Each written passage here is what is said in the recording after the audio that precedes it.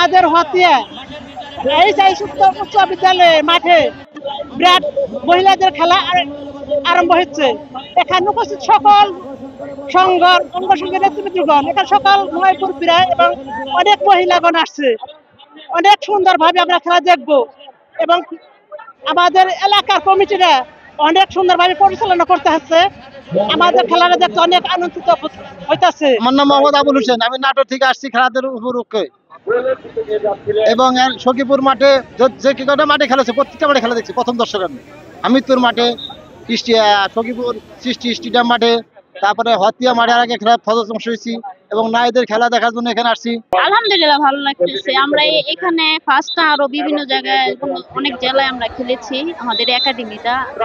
আর আসলে আমি বাইরের কোনো প্লেয়ার নেই না, কিন্তু আমার নিজের এই একাডেমির যতগুলো প্লেয়ার দেখছেন সব আমার নিজের প্লেয়ার।